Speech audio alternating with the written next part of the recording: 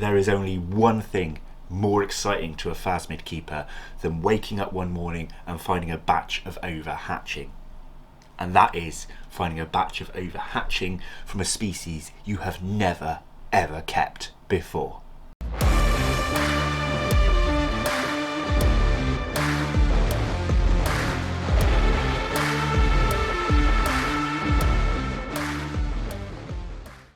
Hello and welcome back to Bug Realms. On this channel we like to discuss all things creepy crawly, so if that's something that interests you, please consider subscribing to the channel. So in this tank here we have a very special species of phasmid indeed. Now before I get into this video, I do need to say these are not a beginner species. Not to say that beginners will not do well with them, but they take quite a bit more care than your average stick insect. So the species we have in here is the Orthomeria pandora. Now you might be thinking, Sam, that's an awfully large tank when you said you've just had a few nymphs hatch. That's very true, but with the O pandora, along with any others of that specific genus, they are a nightmare when they're little. You see, normally with phasmids, your rule is to make sure that the tank is a minimum of 3 times their height. Now these guys are probably the size, a little bit bigger than my baby fingernail here. As you can see, 1, 2, 3. What? We've got a huge space here. They are a nightmare because they are so fidgety, they are so active, and they are so easily disturbed that they scatter when you open the tank, when you change the food plants. And in this little tub here, I just checked there's none on the tub. This was the tub I was keeping the ova in. Now I actually got this ova for free from a breeder. There's not many breeders in the UK that keep this species, but I managed to get hold of one who kindly donated me this batch, and I had them in a tank similar to the size of the ones up here initially when I first started seeing them hatch, and every time I opened this they were getting out everywhere, and me trying to handle or maneuver ones from this tiny tub into an enclosure that size while the ones that I've already put in there are trying to run out was too difficult. So I've put them into a huge home for their size, meaning that when I open the doors I can see where they are at all times. So top tip, if you keep Orthomeria, give them a lot of space. So before we have a little look at these, look, one's escaped here. One has already gone on the move. Let me get the camera. There it is. So I was going to say before I show you, I wanted to tell you a bit more information, but it already made a move. Now these guys can be almost sling fast if you're a tarantula keeper. So, it's going to go up my sleeve, hang on. No, I literally cannot film when I have one of them in my hands, my apologies. But what I was going to say is they have the speed of slings if you're a tarantula keeper. That one was moving at about half the speed that these nymphs can go. They are incredible, absolutely incredible. So I only had that door open for a short time, didn't even spot that one till the last minute, and that's what I'm talking about when they're in smaller enclosures. So as I was gonna say, before we actually have a proper look at these guys, is diet of these can be tricky. You see, I am feeding, and the previous owner of this batch feed off of stinging nettles. There are other plants taken, a lot of ficus apparently is taken by these, or so I've read. Not quite sure how accurate that is. This is brand new species to me, completely brand new, and I've only ever kept one other of this genus before, and they were also kept off of stinging nettles. Now the other of this genus I've kept before was Orthomeria kangi, and with the kangi they also took to pyracantha. Now I haven't seen sources saying that these pandora will take to pyracantha, but check this out. Ooh, don't get trapped in the door. Where have you gone? This little stem, checking there's none on there, this little stem is from pyracantha, and I don't know how well you can see, but there have been nibbles taken out of it.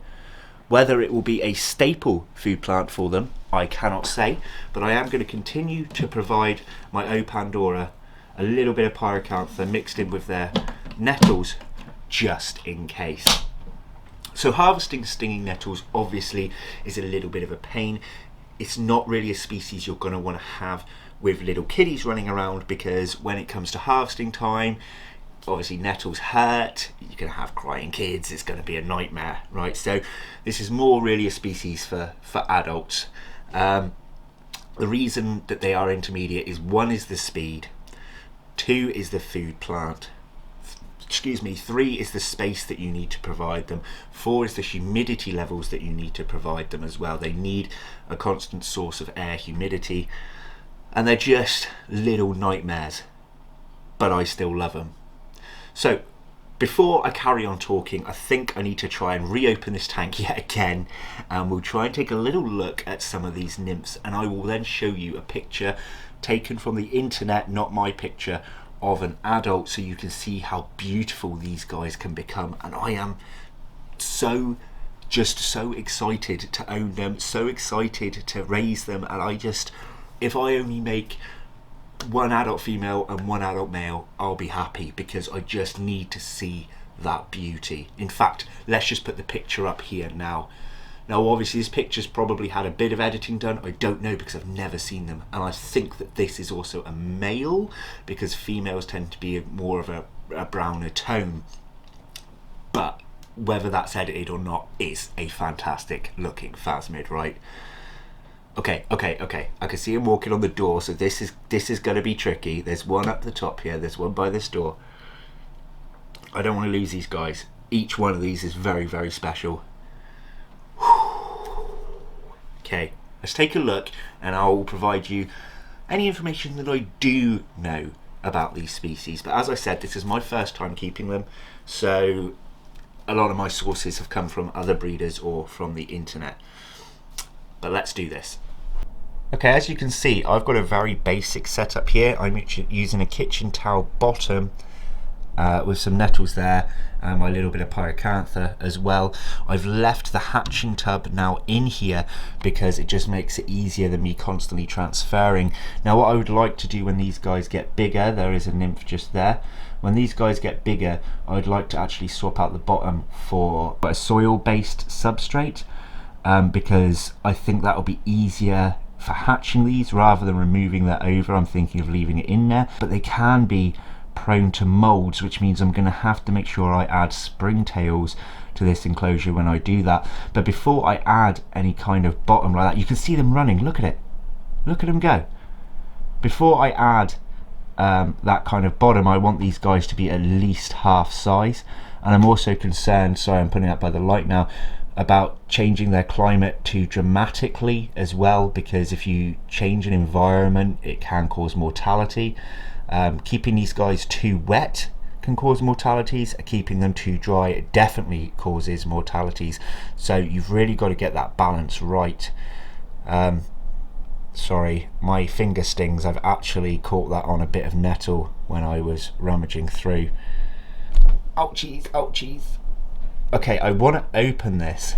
But I really don't want to lose one. Look at him go. This is because I've placed the light on the top for you guys. It's caused some disturbance, and now they are running around like crazy. But there is one on a leaf down here that I'd like to take a look at. But while I'm concentrating on that one, I've got all these others legging it around. Look at that one on the glass. Diddlin, diddlin, diddlin, diddlin, diddlin. Off he goes. And on the back, look at him, look at him. I always say this, dealing with baby phasmids is like dealing with naughty toddlers. They just do what they want, when they want. Okay, I've tried to wait for some calm time and it's not happening, so I'm filming through the glass. My apologies, but I just cannot risk any going missing. So, the O. pandora, I believe, according to the online sources, were first described in 1859, but they were first collected in 1836, right up to 1850, and they were collected from the Philippines. They've also seen species in Indonesia too, so these are a Southeast Asian species. Now, the only other source of information that I found interesting was talking about other food plants. And it was talking about other Orthomeria taking to things such as guava, rose and mango. And according to the online sources, these guys are not taking to them. So that is really, really interesting. You can see the nibble on that pyracantha leaf there as well. You see it's the leaf up in the front there. So they have taken nibbles, which is really, really interesting, because I'm surprised that these online sources have not attempted pyracantha, knowing that Orthomeria kangi have taken to it.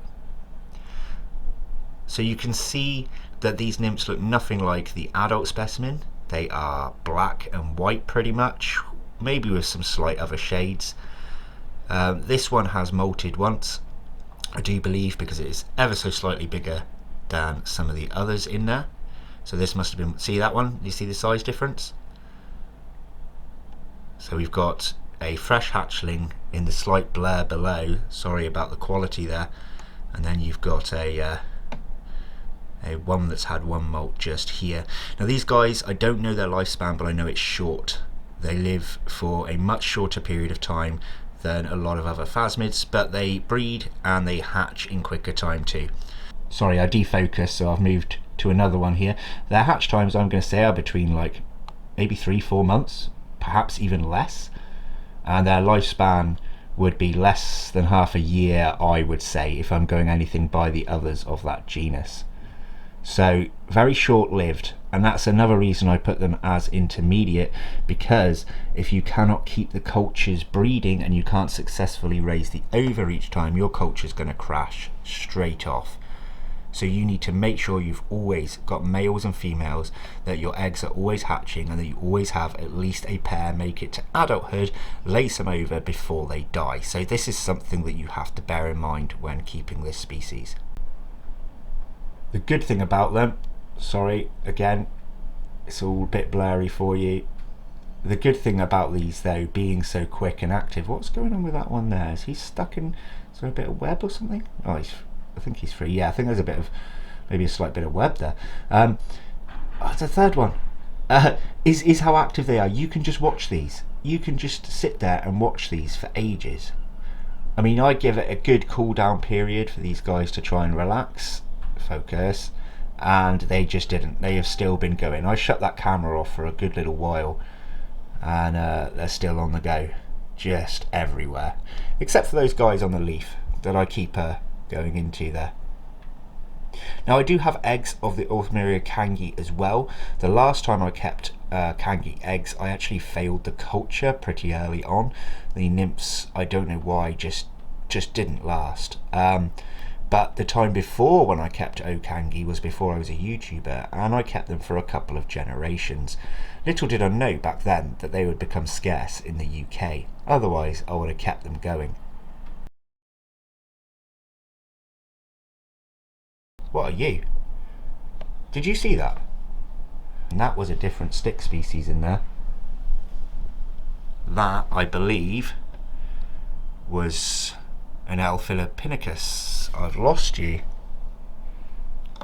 Is it down there? I've lost it. I've lost that nymph. Okay, so I'm going to have to find that L. philippinicus, and the only reason I reckon it's that species is because that's what was kept in this tank before I gifted them away for Project Paradise. And as you can see under the kitchen towel here, there is still a little bit of the old remnants of the old tank, and I'm guessing when I cleared out the eggs, 1 or 2 remained here. So I'm going to have to find that guy, because as far as I'm aware they will not feed off of nettles. What a pain in the bum. Oh, I've just caught some more movement on the leaves there from our Pandora. So we've got a decent amount of little nymphs in here, as you can see. So fingers crossed for these guys. Now there isn't much more I can say, I'm afraid. You can have an update video on these guys if I discover anything new, any new food plants, any more information regarding them, how well they're doing, whether the culture crashes, whether it survives. So stay tuned to the channel to find that out. So my apologies that we didn't have this open for very long. as I said, and I will say it again, my filming is not worth the risk of losing these species, especially with how uncommon they are in the UK. If you keep them or know anyone that's kept them, please comment below, because as far as I'm aware, there's probably less than a handful of people in the entire UK that are successfully culturing these. So we could be onto a pretty decent species for Project Paradise here. I've just seen that nymph as well. So I'm going to sit here and carry on watching these, but as for the video, I'm going to end it now. Thank you for watching, guys. I'm sorry that we didn't have as much picture perfect clarity as normal, but I hope you enjoyed it all the same and learned something new. And I will see you guys in the next one. Thanks for watching. Take care. Bye bye.